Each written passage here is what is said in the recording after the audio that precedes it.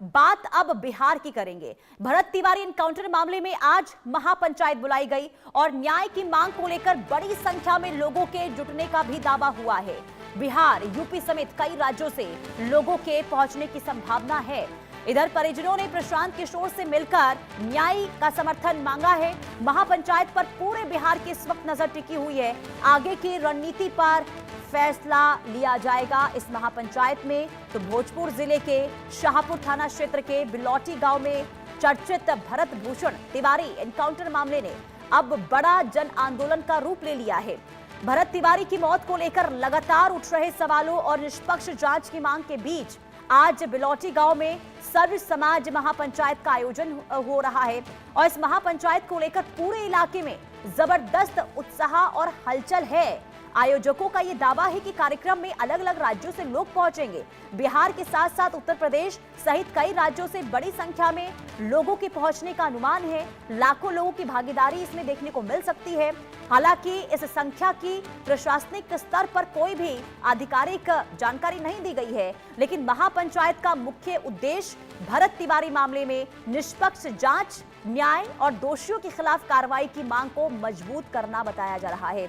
अब महापंचायत के लिए बिलौटी गांव स्थित प्राचीन कुंडवा शिव मंदिर परिसर को आयोजन स्थल बनाया गया है, जहां पर यह आयोजन हो रहा है और यहां पर किसी भी राजनीतिक दल का कार्यक्रम नहीं है। ये आयोजन की समिति की ओर से बयान दिया गया, बल्कि सामाजिक न्याय और जनभावनाओं का ये मंच है।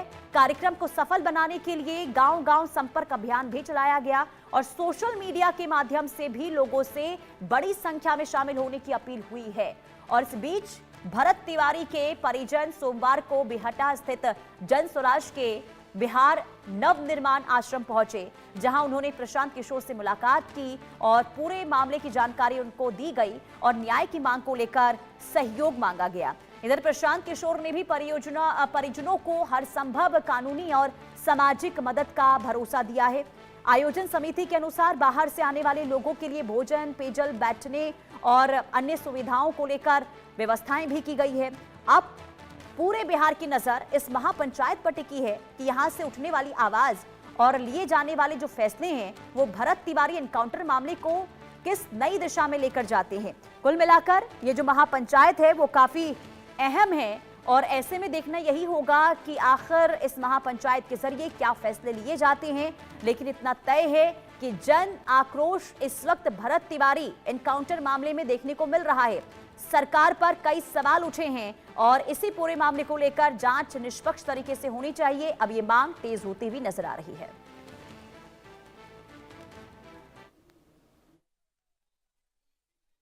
गोली चलाना, पुलिस का काम गोली चलाना नहीं है।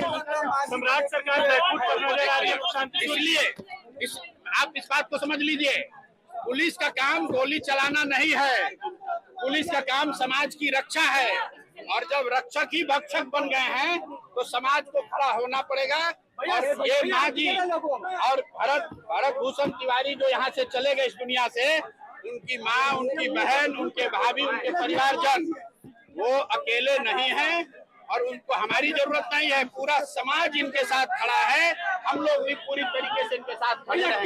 सरकार बैकफुट पर नजर आ रही है, प्रशांत जी क्या कहेंगे? देखिए, न्यायिक जांच की उन्होंने घोषणा की है, अभी तक ये नहीं बताया है कि उस जांच में कौन जांच करेगा, उस जांच की परिधि क्या होगी, उस जांच में क्या गृह मंत्री के भूमिका की भी जांच होगी, क्या एसटीएफ के उस पदाधिकारी की जांच होगी जिसने पटना से मारने का आदेश दिया है, क्या उस मजिस्ट्रेट पर कार्रवाई होगी जिसने गोली चलाने के आदेश पर साइन किया है।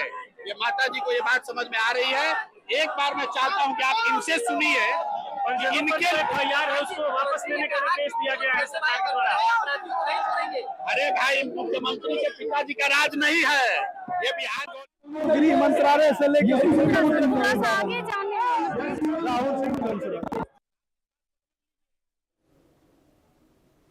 तो प्रशांत किशोर को आप सुन रहे थे, सरकार को घेरते हुए, सवाल उठाते हुए।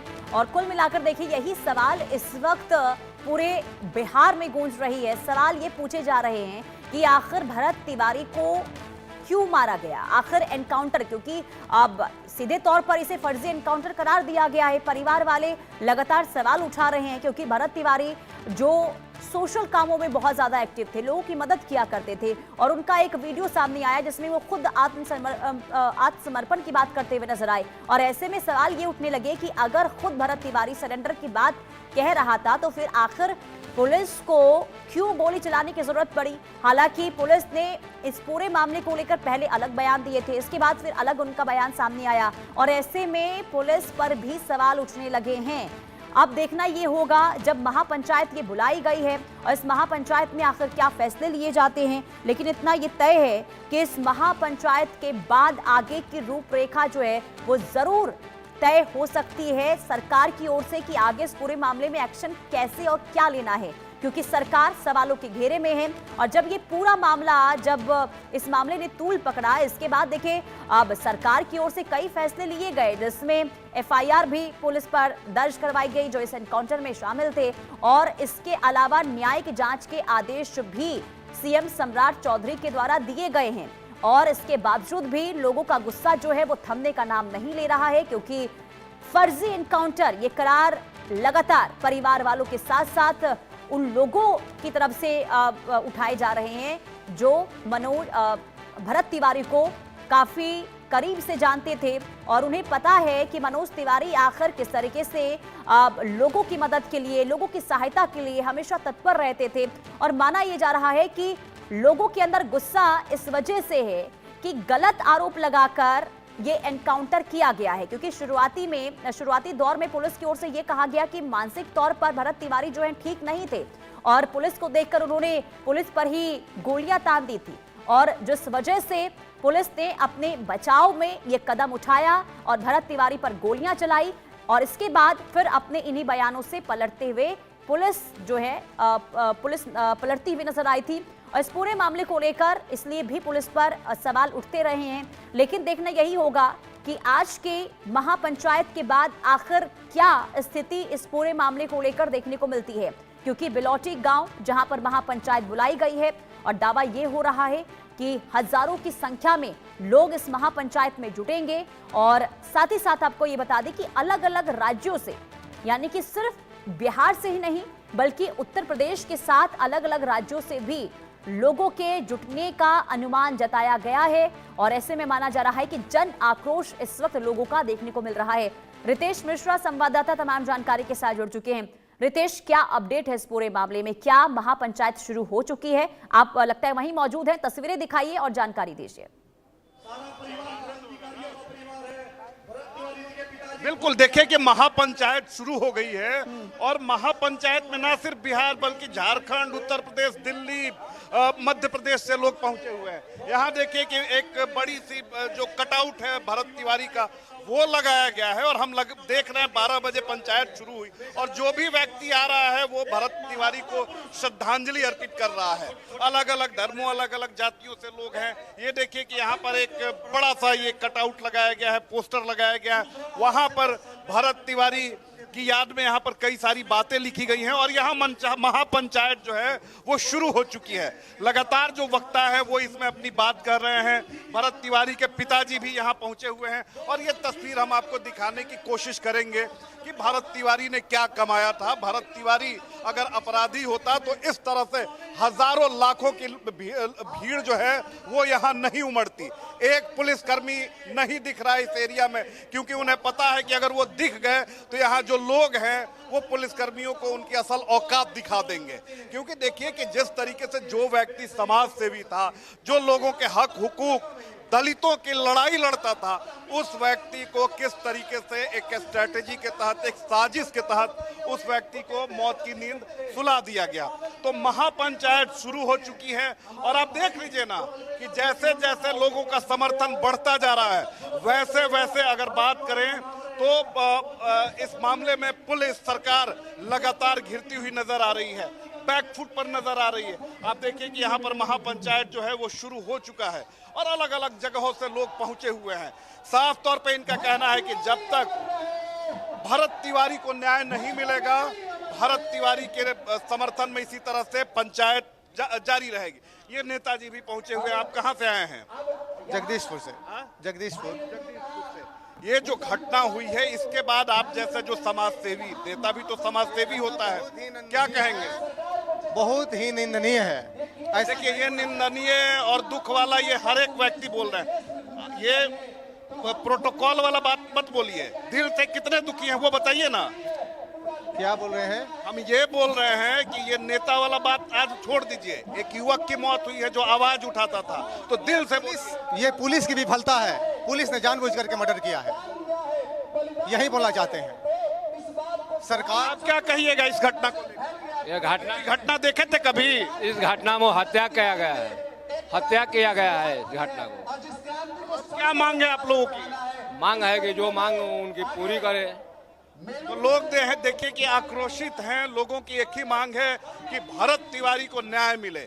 इसके पीछे किसकी कॉन्स्पिरेसी है, किसकी साजिश है? आप लोग कहां से आए हैं? हम यही बगल से ब्रह्मपुर से आए हैं, संदीप कुमार राय। कहिएगा इस घटना को लेकर, और अब क्या यहाँ के लोगों के मन में चल रहा है? ये तो सम्राट चौधरी का विफलता है, पढ़े लिखे नहीं है, 7 क्लास पास अगर मुख्यमंत्री बनेगा किसी राज्य का तो बीजेपी की सोचने की बात है। 7वां फेल आदमी अगर मुख्यमंत्री बनेगा तो ऐसा ही इनकाउंटर होगा। ये हत्या करवा कर इनकाउंटर कह रहे हैं, सबसे बड़ा दोषी यहाँ का मुख्यमंत्री है। आखिर पुलिस को क्या डर था, प्रशासन को क्या डर था कि जिस व्यक्ति ने आत्मसमर्पण कर दिया, हथियार फेंक दिया, उस व्यक्ति को उसने जान ले लिया? ऐसा है कि जब जवनिया का घटना हुआ 2 साल पहले, जो घटना घटी है जवनिया गांव का, जो गंगा में बहाव हो गया, उसमें बहुत बड़ा घोटाला हुआ था। भरत तिवारी उस सिस्टम से लड़ रहे थे। यहाँ के एसडीएम, यहाँ के डीएम, यहाँ के कमिश्नर, यहाँ के मंत्री जो है सब भरत तिवारी का तो नेता भी तब शामिल होगा, क्योंकि बगैर नेता के तो ये सारी चीजें, क्या कहिएगा? जी, मैं यही कहना चाहूंगा कि भरत तिवारी का जितना भी ये एसडीएम, डीएम, एसपी, डीएसपी जितना काटा चिट्ठा है, काला चिट्ठा, वो उनके फोन में है। फोन जांच किया जाए, सारा फोन में, वो बोल रहे थे लाइव में कि सारा फोन में वो जितने भ्रष्ट नेताओं का काला चिट्ठा है वो मेरे फोन में है, इसलिए फोन की जांच किया जाए। और सरकार एसपी, डीएसपी और एसडीएम को जो बगल में रखी है, और 5 जवानों को उन्होंने जिस तरह 302 का धारा लगाया, एफआईआर किया है, उसी तरह एसपी, डीएसपी और एसडीएम पर भी एफआईआर होना चाहिए, 302 का धारा लगना चाहिए। ये मेरा नहीं, पूरे गांव का मांग है, और उनको फांसी की सजा दिया जाए। यही पूरा गांव का गोली चलाया उसको तो होना ही चाहिए। अरे संतरा होने तुम, ये कहना है कि जिस तरह बिहार में भ्रष्टाचार और महाजंगल का राज चल रहा है, जहां पुलिस वाले अपराधी बन चुके हैं, वैसे में बिहार सुरक्षित नहीं है। सम्राट चौधरी वो गमछा वाला ही बहुत बड़ा बिहार का क्रिमिनल है, और हम कहें तो बिहार का बहुत बड़ा आतंकवादी सम्राट चौधरी है, जो बिहार का अपने रिमोट से चलाने का काम कर रहा है।